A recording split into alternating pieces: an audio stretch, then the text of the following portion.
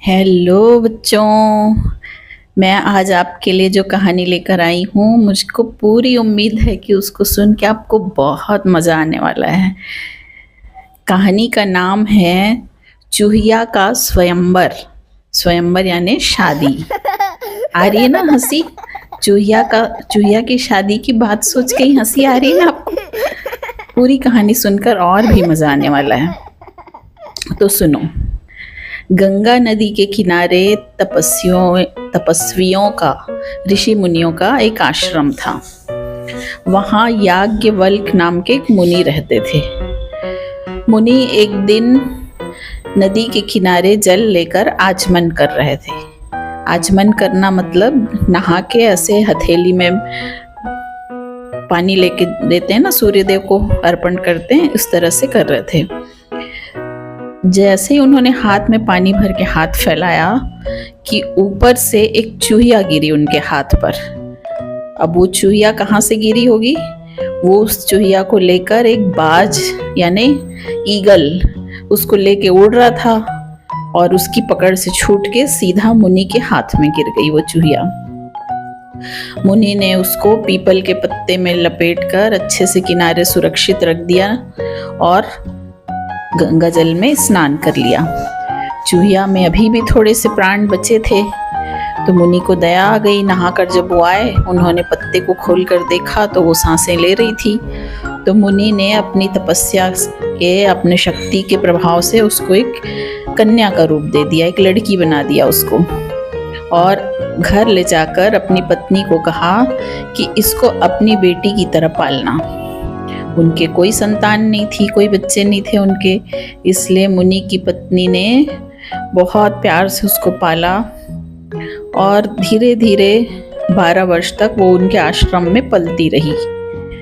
जब वह विवाह के योग्य हो गई, शादी की उम्र हो गई उसकी, पहले तो बहुत कम उम्र में शादी कर देते थे ना, तो इस तरह जब वह शादी की योग्य हो गई तो मुनि की पत्नी ने कहा कि स्वामी, अब हमारी कन्या विवाह के लायक हो गई है, इसके विवाह का प्रबंध कीजिए। मुनि ने कहा कि मैं अभी आदित्य को बुलाकर इसे उसके हाथ सौंप देता हूँ। यदि उसको स्वीकार होगा तो ये उसके साथ विवाह करेगी और नहीं होगा तो नहीं करेगी। आदित्य मतलब सूर्य, पूरे त्रिलोकों, तीनों लोकों को रोशनी देने वाला सूर्य, तो इसको जरूर पति के रूप में स्वीकार होगा, ये मुनि ने सोचा।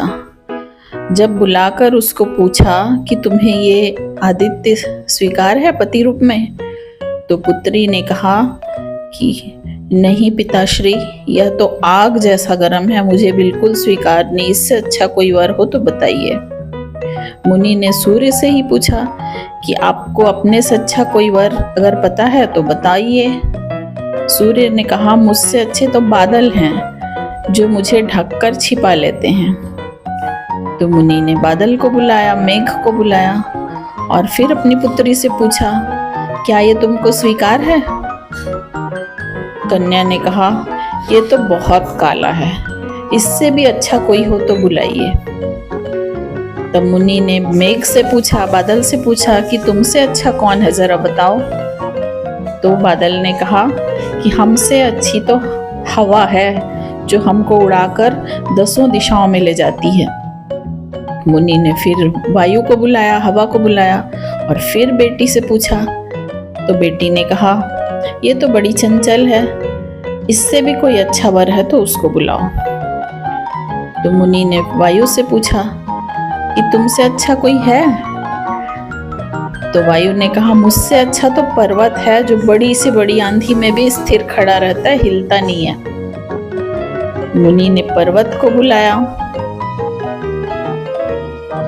और उससे पूछा कि मेरी पुत्री को तो कोई भी पसंद नहीं आ रहा है, अब तुम बताओ तुमसे अच्छा कोई वर है?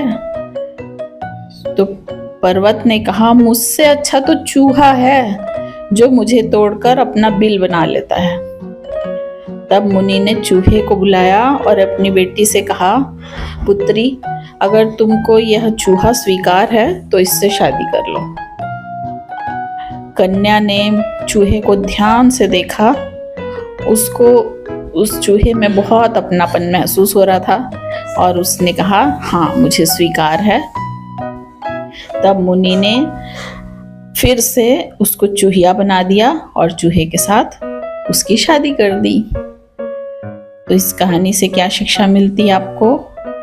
क्योंकि हर किसी को अपने जैसे लोग ही पसंद आते हैं। उन्हें देखो, चूहिया को सूर्य जैसा तेजस्वी पति दिया उन्होंने, पर्वत दिया, वायु दिया, मेघ दिया, पर वो किसी को भी पसंद नहीं कर पाई क्योंकि ये सब उससे काफी ऊंचे लोग थे, वो उनके लायक नहीं थी। उसको पसंद आया तो अपने जैसा चूहा ही। तो मजा आया ना ये कहानी सुनकर? मजा आया कि नहीं? ओके।